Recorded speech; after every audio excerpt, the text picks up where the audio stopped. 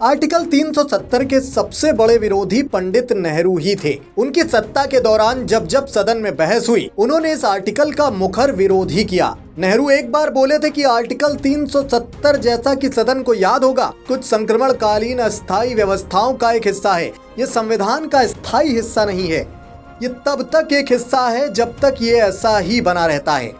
370 हटाने के खिलाफ आलोचकों का तर्क है कि अनुच्छेद को निरस्त करने का निर्णय एक तरफा था, क्योंकि इसे एक स्थायी संवैधानिक प्रावधान माना जाता था और केवल जम्मू कश्मीर संविधान सभा को ही ऐसा निर्णय लेने का अधिकार था।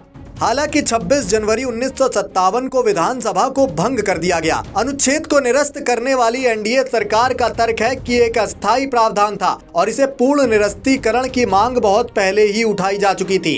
इन सब के बाद आज आपको लिए चलते हैं आज से 60 साल पहले, यानी साल 1963, तारीख 27 नवंबर।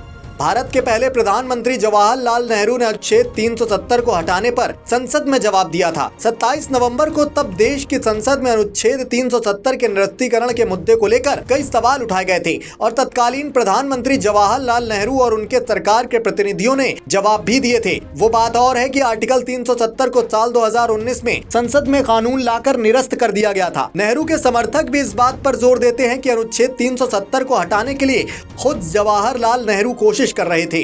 खैर, 27 नवंबर की ओर दोबारा मुड़ते हैं। हरि विष्णु कामत, प्रकाशवीर शास्त्री, भगवत झा आजाद, पीसी बोरुआ, मोहन स्वरूप, डॉक्टर एलएम सिंघवी, विश्राम प्रसाद, रघुनाथ सिंह, डीडी मंत्री, राम रतन गुप्ता, पीआर चक्रवर्ती, सिद्धेश्वर प्रसाद, डीडी पुरी, कच्छा भैया, डीसी शर्मा और हेमराज समेत 19 सांसदों के एक समूह ने जम्मू और कश्मीर के भारत के साथ निकट एकीकरण पर भारत का रिएक्शन मांगा था। व्यापक प्रश्न को 3 भागों में विभाजित किया गया था। उनके शब्दों की व्याख्या से संकेत मिलता है कि समवर्ती सूची के कानूनों को शामिल करने के साथ जम्मू कश्मीर राज्य को दिए गए विशेष अधिकारों में कमी की जा रही है। भारत सरकार की कानून बनाने की शक्तियों के संबंध में स्टेट लिस्ट जम्मू कश्मीर पर लागू नहीं थी और न ही समवर्ती सूची थी। राज्य मंत्री ने उस दौरान स्पष्ट किया कि संविधान का अनुच्छेद 370 संविधान के भाग XXI में आता है, जो अस्थायी और संक्रमणकालीन प्रावधानों से संबंधित है। हालांकि उस समय भारत सरकार अनुच्छेद 370 को पूरी तरह से निरस्त करने के पक्ष में नहीं थी। नेहरू सरकार की तरफ से कहा गया कि सरकार का मानना है कि उन्हें अनुच्छेद 370 को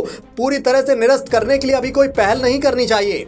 अब आपको बताते हैं कि तब नेहरू ने क्या कहा था। जवाहरलाल नेहरू तब गृह राज्य मंत्री की बातों से सहमत थे।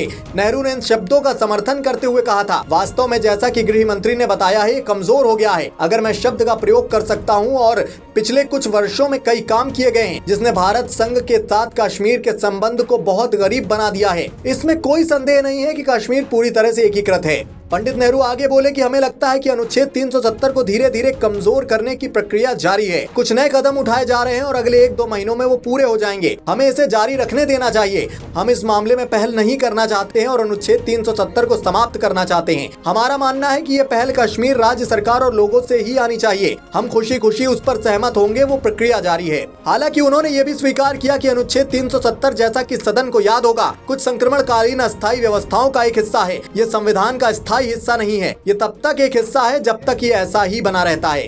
खैर दोस्तों, आर्टिकल 370 पर सुप्रीम कोर्ट ने जो फैसला दिया है, उसे लेकर आप क्या सोचते हैं? अपनी कीमती राय कमेंट बॉक्स में जरूर बताएं। साथ ही देश दुनिया की ऐसी ही तमाम डिटेल्ड अपडेट्स के लिए TV9 भारतवर्ष यूट्यूब चैनल है, उसकी ओरिजिनल्स प्लेलिस्ट बनी हुई है, वहां जाएं और वहां के वीडियोस से लगातार जुड़े रहें।